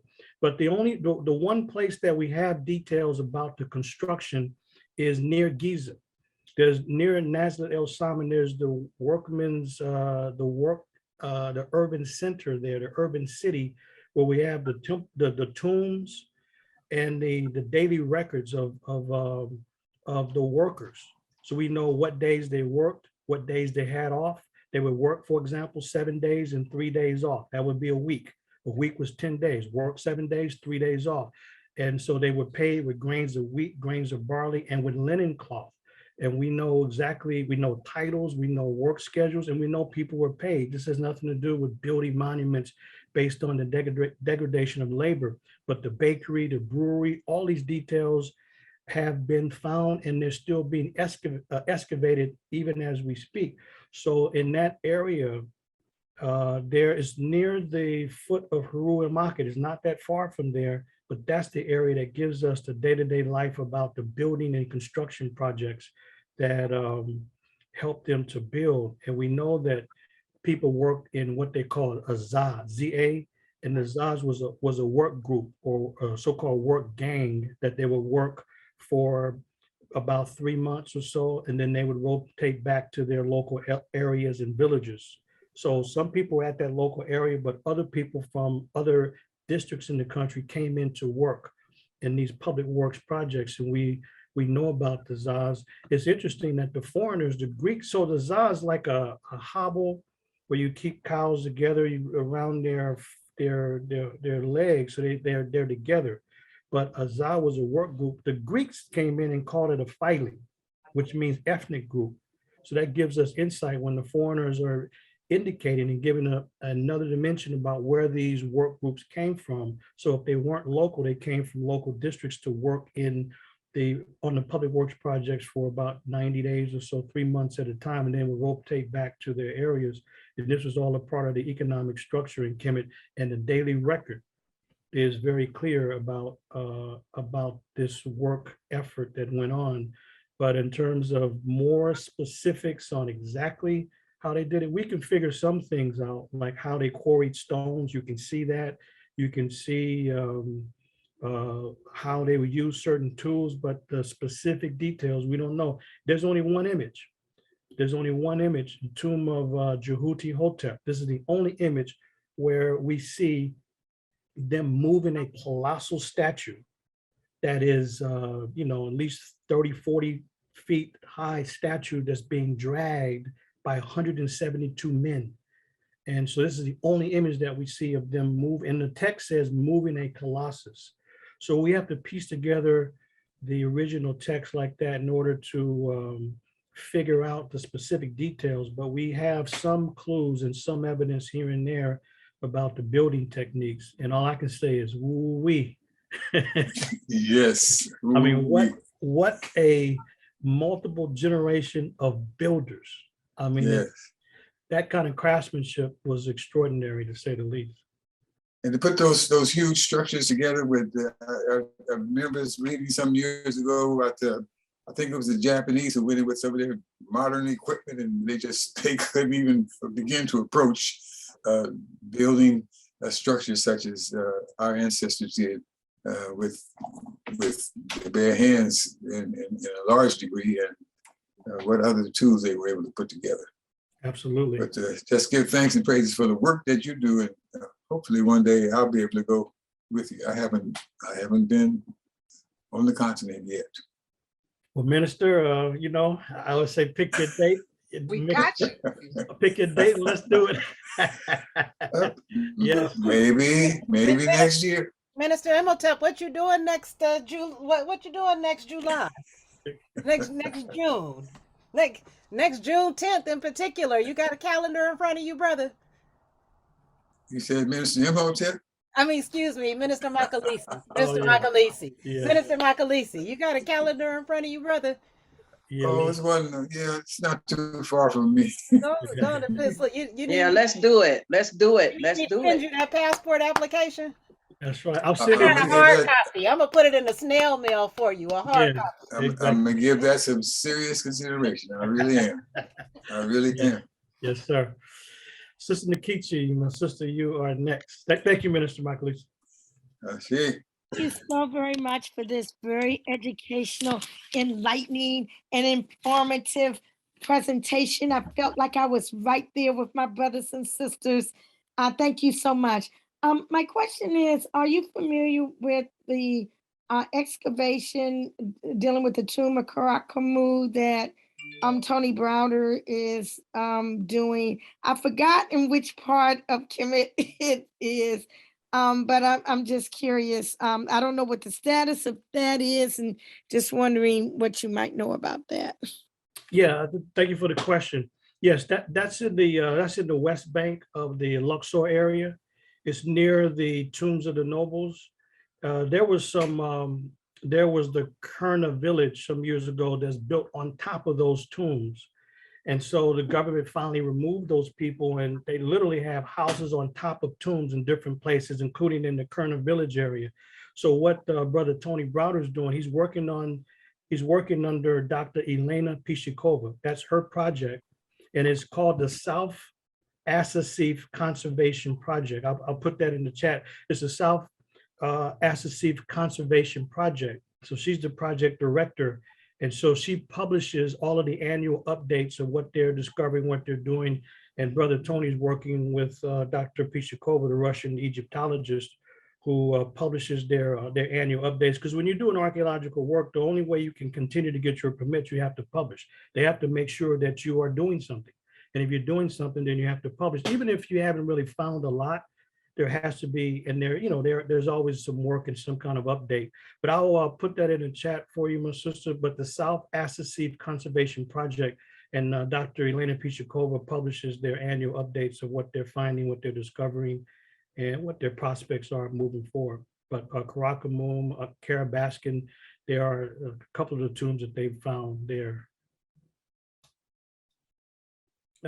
So let's see. So we have a Sister Judy and Brother Katabazi, and then those of you who are on the tour, I know our time is kind of winding down. I'll get back to you all and see if you want to add something briefly to the discussion that you think the group and audience with us today might benefit from. And then we're also going to have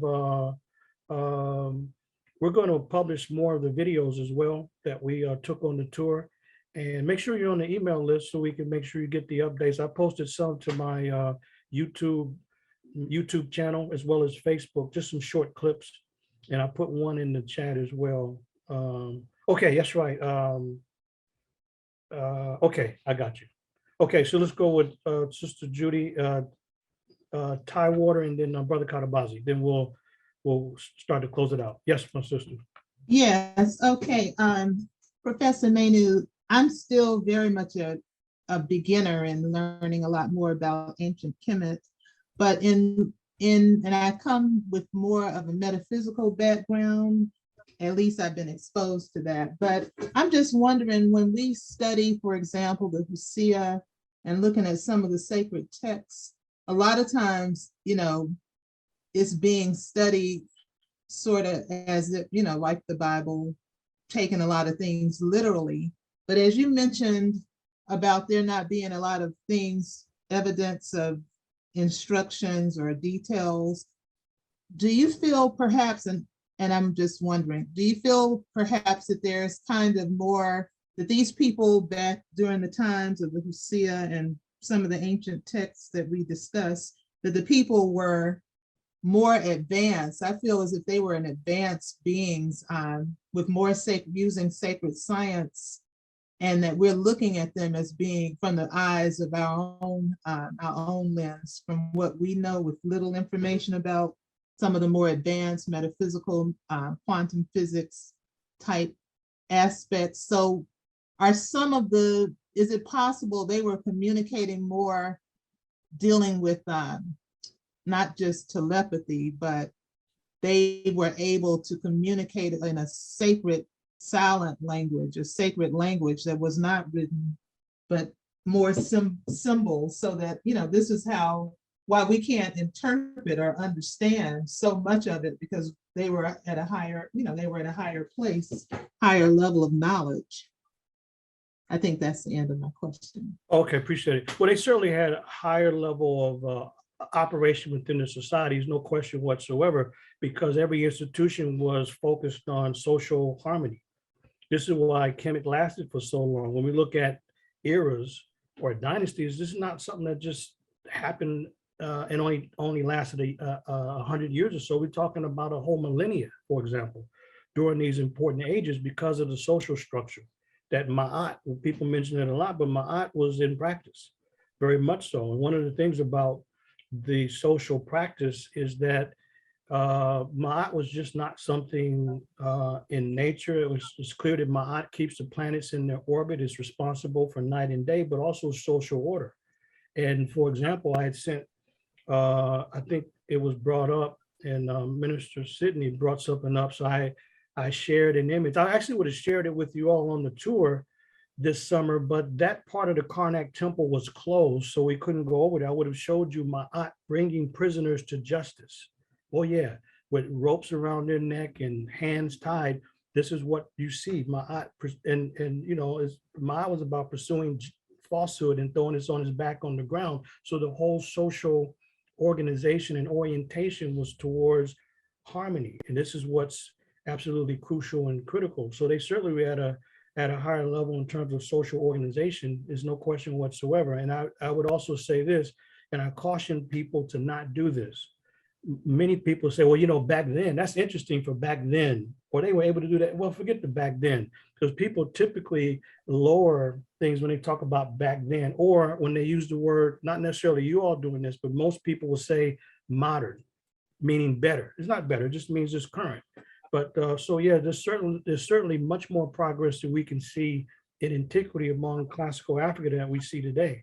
There's no question whatsoever. We can document that in the record. So we definitely appreciate that input. So let's go with Tidewater, Brother Katabazi. Then I want to just have anybody that didn't speak to just make some brief comments if you were with us this summer. I wasn't with you this summer, and I really would like to make a comment about Rana, Minister Rana. I was really proud when she told me that she was going on your tour this summer. And one of the reasons is because we've had 3 generations of people who have visited Kemet starting from 1949 on, well, to, 2022. And it's like my uncle who visited a long time ago, well, and I think it's 1949 or 1950. Sort of, he brought slides back. He went to the tombs. He showed us so many things that inspired us as a family, all of our lives. And it's just, and my daughter also. I think my daughter went with Dr. Ben and my aunt Queen, and also my mom. And so it's really like I feel that she's picked up the torch and just really let it shine, in and through her. And I'm very proud of her. And I want to thank her for doing all that she's done. So that's basically what I wanted to say. Okay, thank you for sharing that. We appreciate it. Thank you. Okay, Brother Karabazi. Good evening, Brother Manu, and welcome back from your travels, as well as all those that took that memorable journey with you. I had hoped to go, but I was dealing with some health issues, so I hope to be able to go next year. I didn't really have a question. I was trying to get on to alert you that Sister Tidewater was trying to get on. She had been trying to get on for some time, and I wanted to make sure that that you knew that she was trying to get on and ask the question. But yeah, hopefully next year, maybe Minister Makalisi, or maybe even Brother Malik. Maybe we can all get ourselves together and make that journey with you. At least that is my hope. All right, thank you, Brother Karabazi. Anybody that joined, are you still with us, Brother Jamal or Brother Bjorn or Erica Maxine? Anything y'all want to add before we close out in a few minutes? Hi, Professor. Yes. I just want to say if you are on the fence about going, it is a wonderful experience for me. I just walked away. One, it was on my bucket list, so I was happy to put my feet on the continent. But I walked away with so many different emotions, so many different experiences. It was the writing for me, mostly because the writing is well preserved, and though things are being whitewashed and there is this global rewriting of history, there is a lot of documentation that is in the writings. So it is imperative that we continue to go and document. Egypt itself, for me, was a city of contradiction. I say Egypt was a city of contradiction, but Kemet is the land of the Black. But Egypt had a lot of different things going on in that country, as far as ancient ruins with modern architecture. So if you are a tourist or you just are a worldly person, you would definitely enjoy the complexities of the country, because it's really interesting. It's beautiful, but then it's kind of what's the word? I don't know what word I want to use, but it's beautiful on one image and then it's kind of damaged on another. But that is all that I want to say. Time is short, and if you are on the the cups of deciding whether you should go, you will have to prepare. That is factual, that is true. I wasn't ready, but it is a wonderful experience. So thank you, Professor. Well, you are, Sister Erica. Brother Jamal, I see that you're lined up and ready, brother. I know you're working on some projects, I think, so go right ahead, brother. Good evening. Thank you. Yeah, I'll be really quick. I think that, for me, and I said this before we left, that the thing for me was just a certainty after walking the Nile Valley and being in those buildings, those structures rather. You could tell from the history books who had actually been there and who'd never been there. and who was making it up as they went along. And you could tell based on just how absurd their stories were. And that's been a revelation for me, because now I can use my sense of humor even more to teach young people and elders and others and peers about just what this place means. And I think for me, the biggest thing is, one, it's a gold standard. It's been the historical gold standard for what humans can do when they want to illuminate the relationship between the human and the divine. That's number one. Number two, I think the work for me is to try to make the things that I saw there and the things that I've known relevant to Pan-Africanism today, so that our people, whether they are speaking Spanish in Puerto Rico or Colombia, or whether they're speaking Patois that has French accents to it in Haiti, or English accents in Jamaica, wherever we are, we still feel connected, because that Nile Valley civilization was not a homogenous thing. It was a bunch of folks from different cultures in that whole valley, and they had connections west, and they were able to flower that thing and keep it going for millennia. And we can replicate that by being grounded in ourselves and by being really good at math, science, and staying within our culture and being spiritually balanced. So it was like a roadmap trip, you know. And I think that the Nubians have it more right than anyone else. The Nubian Museum is spectacular. It's not good, it's not decent, it's not great, it's spectacular. And I would go back just for that. And, you know, we saw some amazing things in Waset, in the Luxor Museum, but the Nubians, they've maintained the lifestyle, they're still on the water, they're doing the thing. And then they have that spectacular commemoration. And it's the only place where you can see very clearly the full Nile Valley, all the way from its roots in the south to the very end of the Giza Plateau and what was built up toward the Delta. It's worth going.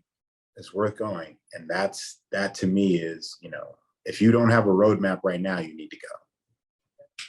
Because they laid it out. It's still there. The roadmap is still there. So thank you. And I got to say this also. I don't think I've been on too many tours anywhere, like in the US or anywhere else, but you know, people organize stuff all the time. They don't organize stuff as well as you organize this trip.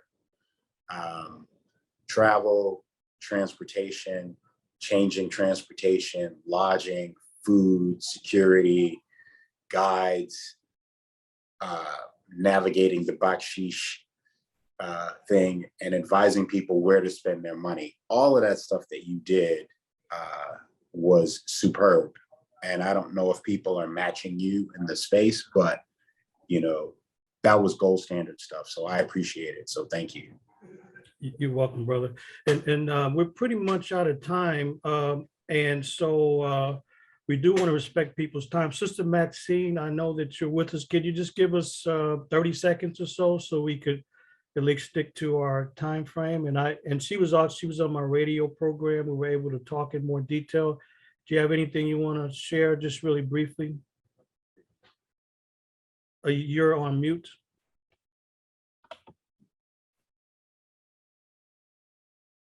Hello. We can hear you. Hi, Professor. How are you? Hello, everyone from the trip. I miss you all. I'm still processing that trip. My takeaway from it was not only the temples and the tombs, but my experience was more spiritual. I had an emotional reaction going into King Tutankhamun's tomb. I had no idea that his actual mummy was there. When I got to the end of that, I just burst into tears. I was so upset. That's not to deter anybody from taking this trip. My experience was very spiritual and very emotional. I felt more connected to my people when I came home than I have ever felt in my entire life. So if you're really, really on the fence about going, please go. Please go. I don't care what they do. We are here. We were here. We will always be here. The drawings, the hieroglyphics, they say that. The professor says the Egyptians built for an eternity and they can't erase it. They can do what they do, but it's just too much and too many of us that know the truth. So please, please go. Please. All right, thank you, my sisters. Thank all of you. We'll appreciate it. We do have to go. I just want to show you one thing. This is what the de-Africanization that people are referring to. You see the deliberate destruction of images and so forth. So this is all done deliberately to reshape noses or to obliterate faces, as you see here. So this is what is part of the de-Africanization. So we really appreciate the opportunity. And Minister Imhotep, thank you, brother. We appreciate it, getting the word out and using the Will Say Forum. This was just for me, a short discussion of the tour. And again, we're going to be back in the trenches next year, June 10th to the 23rd. So thank you, brother. I'll turn it back over to you because we are at our hour. All right. Let's give Professor Manu a hand. Hey. Thank you, Professor Manu. And now, sisters and brothers, normally on this Wednesday, there is a meeting of the women of Wose. And so that's what we're preparing for now. And so, brothers, you have to vacate the premises. And the women will say will be meeting now. So you don't have to go home, but you got to get out of here. But you got to get out of here. That's right. All right. Take care. All right. Blessed love. What a wonderful turnout and what a wonderful presentation of Professor Manu and those travelers and those great questions that were given. Thank you, Minister Imhotep, for pulling this together. We appreciate it very much. Yes, thank you. I just work here. All right. Live up. Talk to you later.